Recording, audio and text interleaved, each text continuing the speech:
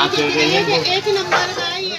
भारतीय रियासत राजस्थान के दारुल हुकूमत जयपुर के घाट गेट इलाके में सड़क बनाने के लिए पानी के कनेक्शन तोड़े जाने से लोगों में काफ़ी नाराज़गी देखी जा रही है।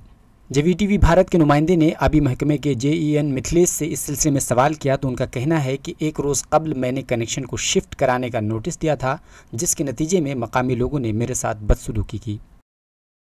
एक आदमी का बिल देखा है, बिल के बाद जो भी एक्स्ट्रा कनेक्शन था वो सारे काटे। मेरी तरफ से कोई भी गुंजाइश नहीं है। फिर भी मैं उनको इतना बोल के आई थी, मैंने कहा अगर गलती से ही भीड़ में लड़ाई में कोई कनेक्शन कट गया है तो वो कनेक्शन मैं अपने आप दूसरे दिन खड़े होकर जुड़वाऊंगी। वहीं मकामी लोगों का इल्ज़ाम है कि एक रोज़ कबल इंतज़ामिया के लोग इलाके का जायज़ा लेकर गए थे और उसके बाद ही किसी ताकतवर रहनुमा के शह पर पानी के कनेक्शन को काट दिया गया।